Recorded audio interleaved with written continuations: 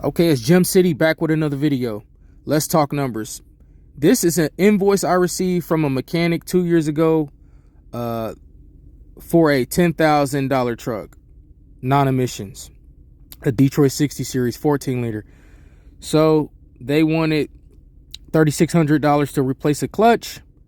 I put a 2-piece clutch brake in myself, and it goes into gear just fine. I still have the clutch on till this day. So yeah, $100 solved that problem. They never really. I told them that the clutch wasn't slipping out while I was driving, and it shifted just fine. So I don't know why they told me I needed another clutch when all they had to do was put a clutch brake in. Maybe they didn't want to use the blowtorch, but $100 solved this problem, and it also saved me a couple $1,000s. And to clarify, a 1-piece clutch brake does require a blowtorch, and that's what was originally on my truck. So a lot of mechanics don't like to do it.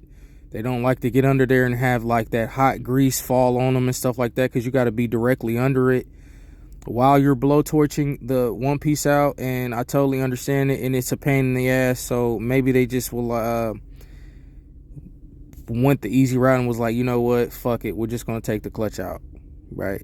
But $100 solved that problem, and I'm still rolling till this day on that same clutch. Okay, on this invoice they wanted about $2,000 to change an EGR valve that was leaking oil. They didn't give me no indication that the butterfly valve was stuck.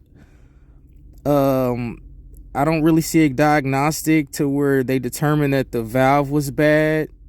It was just leaking oil. So the EGR is able to be taken apart and the O-rings can be replaced. So that's what I did. I just replaced the O-rings. I took it apart, replaced the O-rings, and voila, everything was fine. It stopped leaking. It uses oil to open and close the butterfly valve. So once you stop the leak, then the butterfly valve is able to open and close accordingly. They didn't check the butterfly valve. They just told me I needed a new EGR. Maybe they would have kept my old core, fixed it, and then sold it. That's my theory, but who knows? For like $50 for an O-ring kit, I fixed it myself instead of paying them $2,000 and being down for about a week and a half to 2 weeks. Okay, on this invoice, you see they wanted about $2,400 to change some kingpins. Okay, because I complained of wandering while I was driving down the road. It was not my kingpins. It was something called a pitman arm.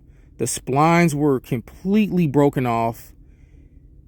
Completely, I mean, just destroyed. But for $500, I bought a pitman arm. I put it on. I torqued it down to spec. I put a new bolt on the top. I want to say it's a damn it. I want to say it's a carrier bolt. I forgot. But the bolts do stretch. The bolt that connects the pitman arm to the steering gearbox, so they stretch, and they too must be replaced. And once I did that, everything was fine. The steering was great. I took it to an alignment shop, of course, and to this day, good, straight, tight steering. No slop, no play. I did not need kingpins. I don't know why they said that. I had no play in my steer tires. I lifted my truck up off the ground and checked for play myself. There is no play, left to right, up and down. There is no play. So they didn't really tell me why I needed new kingpins. They just said it. They just said that. So to this day, my steering is good and straight.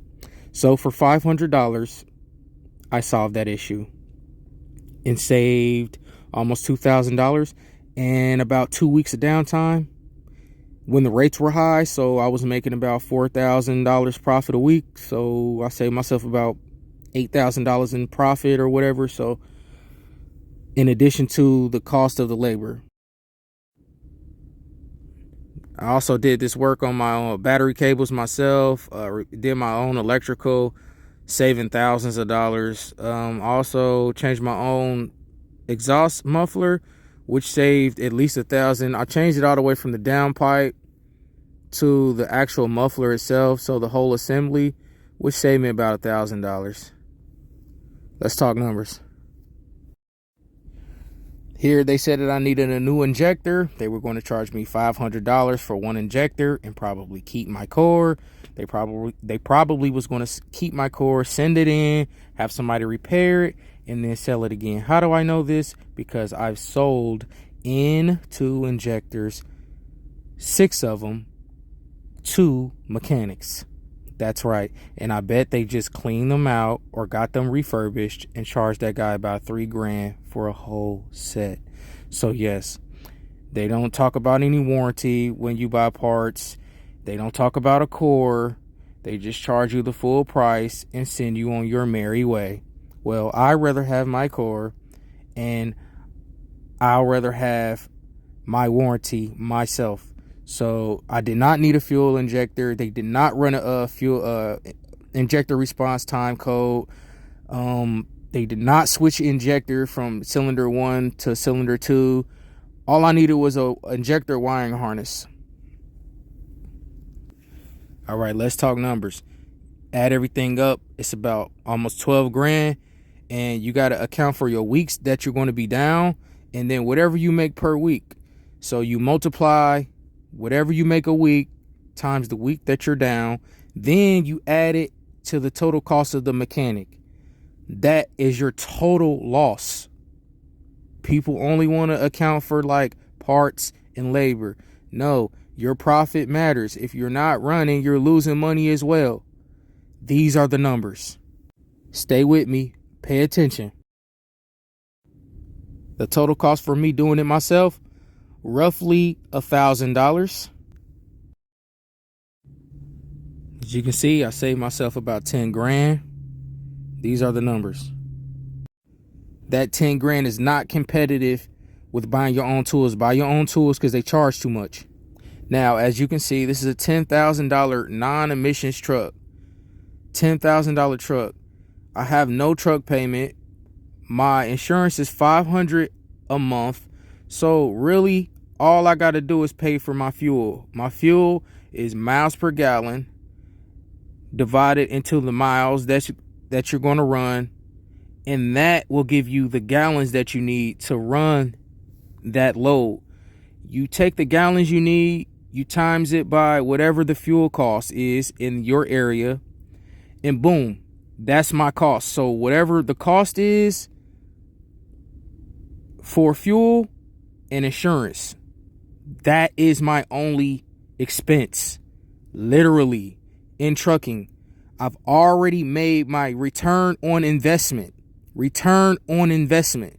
All right. I'm not leasing 100 Ferraris. I'm not leasing 100 beach homes and stuff like that, because if I do, then I would have to run for $1 a mile to make ends meet, which is what's happening right now. So let's continue. For those of you that are saying you don't have tools, this is Facebook Marketplace.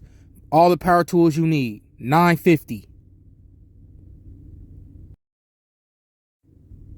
This is a great starter kit, $225. DeWalt set, very good. Construction workers use this tool. This is all you need right here. This is all I've ever used. Nice Husky tool set for $150. This is all you need. This is all I ever use for all the work that I just talked about. All right, and my qualifications, I am a computer science major. I had a 3.7 GPA. I've written a C++ program. I've written in JavaScript. This is one of the 5th computers that I've ever built. I built many computers. I'm going to actually make a video on my transcript. I've written 6 programs in my life. So these concepts are very simple to me. It's just that I want to like show you guys, because I see like it's a lot of struggling out here in trucking, and education is, yes, I see that there's not a lot of education going on. I had to learn all this stuff the hard way. So I just want to put this out there for anybody who's interested in joining trucking and wants to master their truck and be the captain of their own ship. And that's all, guys. Could you please like the video? Thank you, and have a good week.